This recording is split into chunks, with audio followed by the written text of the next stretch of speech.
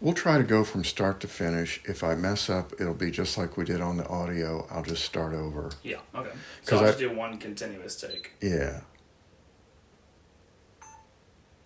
That'll be our goal, our objective at least.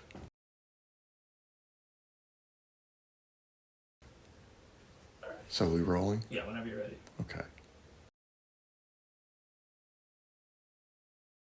In 1984, a company called Artec launched a product line called Firenze.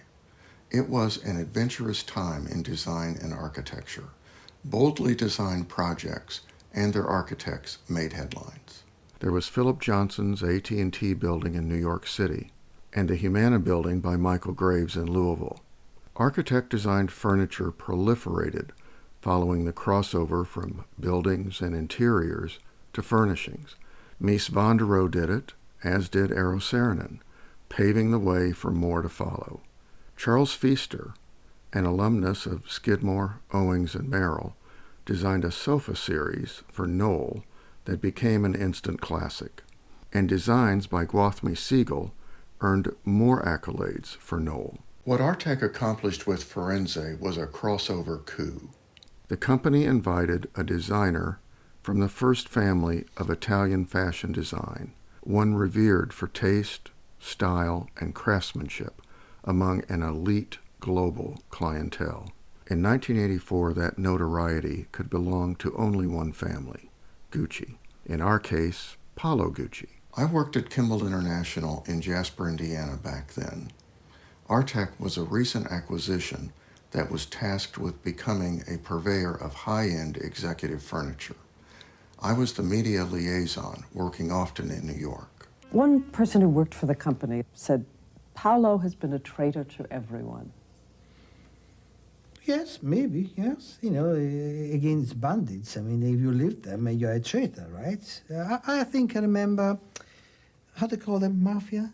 Well, that's a strong word, That's two words, yes. But yeah. It's that concept of... While we're introducing Paolo, I'd like to tell you about the man that I met. He was nothing like the character played by Jared Leto in last year's Ridley Scott movie, House of Gucci. The Paolo Gucci we worked with in 1984 was a dignified, soft-spoken gentleman. In fairness, the movie was set 10 years later, when Paolo's health and well-being had declined. Still, Tom Ford, Gucci's creative director at that time, recalled that Paolo could be eccentric, but that Jared's portrayal was over the top. The collaboration between Artec and Paolo began in strict secrecy. The famed designer's travels to and from Indiana conducted under the code name Paul Gelder. The launch of Firenze, planned for June of 1984, was a huge event for Artec and the industry. An early publicity decision called for a feature story about the product line and its designer. A leading design magazine at the time was Interiors. A PR firm in New York City arranged a lavish luncheon for Interiors editor Beverly Russell and her top people in a private dining room at the Helmsley Palace, which was then the city's newest and most extravagant hotel. Here's the layout from June 1984. It appeared in the issue coinciding with NeoCon, a prestigious international design show. To give an idea of what we meant by high-end furniture for the executive suite, here are the list prices for the products that were in the article. The table desk had a list price of $6,645, which nearly equaled the list price of 1984's top-selling car, the Chevrolet Cavalier. In today's money, the Firenze table desk list price equals nearly $18,000. This computer station shows an Apple Lisa, an innovation for its day. The station's list price was about $14,000, equal to just over $37,000 today. A real time capsule piece is this communications unit. It shows how to conceal those unsightly telephones and computers. It listed for about $4,500, or about $12,000 in today's money. Our market research revealed a new breed of sophisticated high-energy executive, also known as the celebrity CEO. They wanted furnishings that complemented their stature, preferences and individual working styles.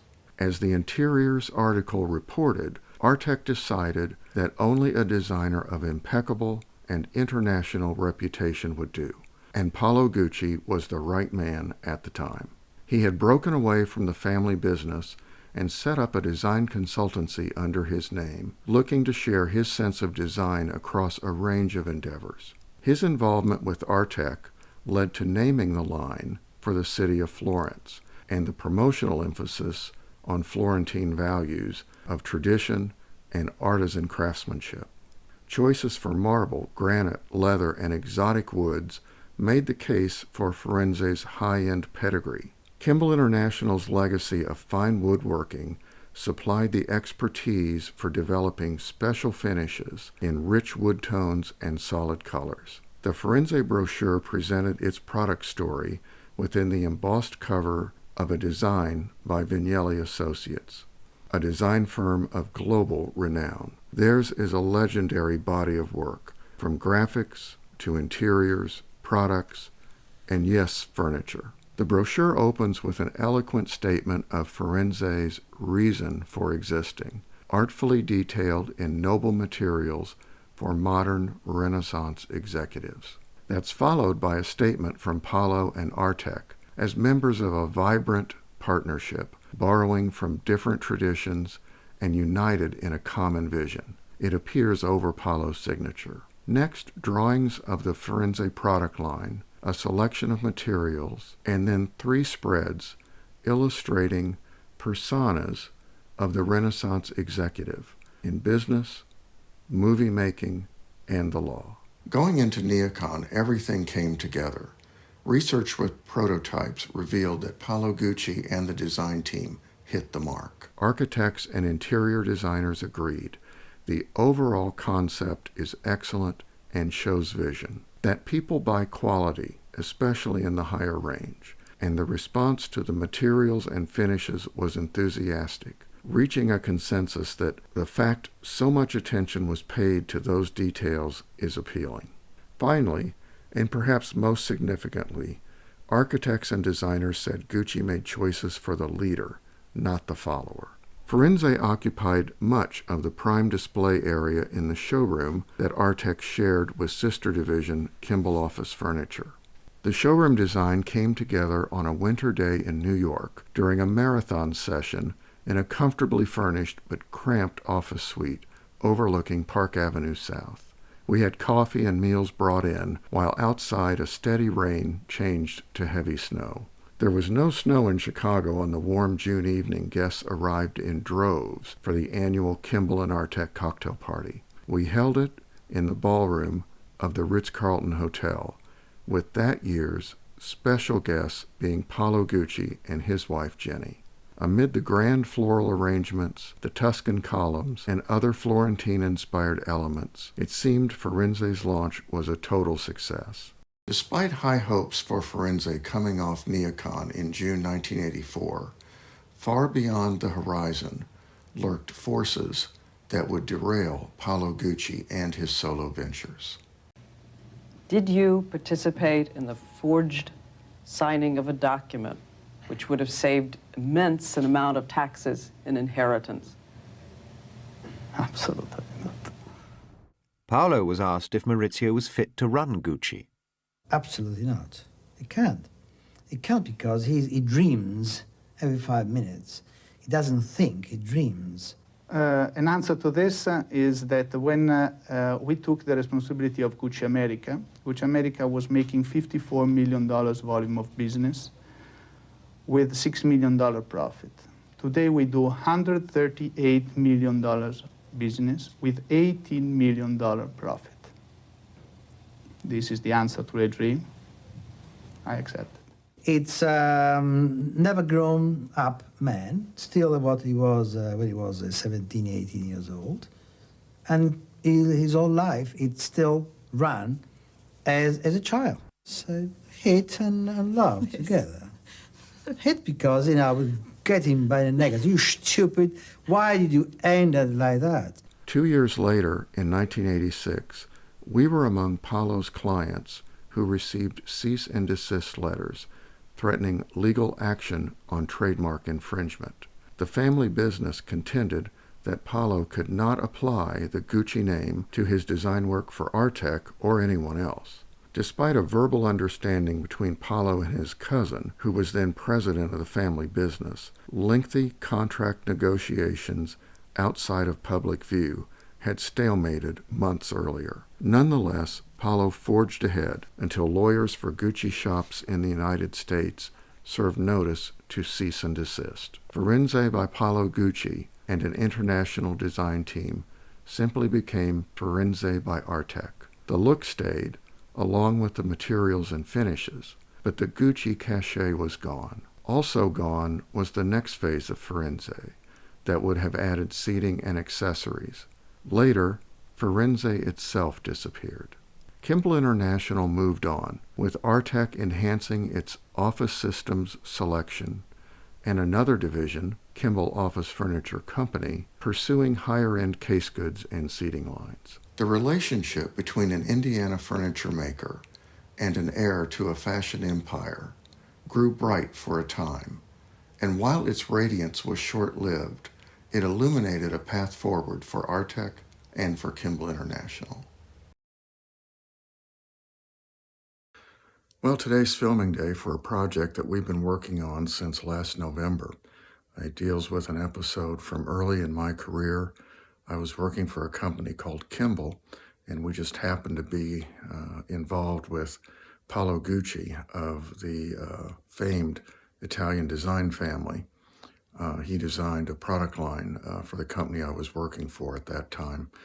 So what we've tried to do is put some memories together of mine from that era, and then also talk with others that I worked with then who were willing to share some of their memories. And what we've done is we've created a script. I've made some of my own notes on what I might be trying to say today. We recorded the audio track, so that will blend in with a lot of images running in front of it, sort of a style that most documentarians are familiar with. Although this isn't really a documentary. It's a remembrance. It's maybe even a little bit of a commemoration of that year in my career and the memories of a lot of my friends who were there at that time. Here's the wardrobe for the shoot today. It begins with a camel hair sport coat, gray wool slacks, a turtleneck sweater, and then something we acquired just for this project. It turns out this is a Paolo Gucci designed silk scarf, and I will be wearing that on set today. I've been doing a little work to get the room ready for the shoot this afternoon. This is the coffee table that's usually in front of the sofa. That's stored so we have a space for the camera. We keep the furniture covered up because of the cat. And then this is our main part of our set over here. The colors in the chair match the palette of the film rather well, so we're hoping that all ties together nicely, as well as the print on the wall there. So not all the fine-tuning is done, but it's a start.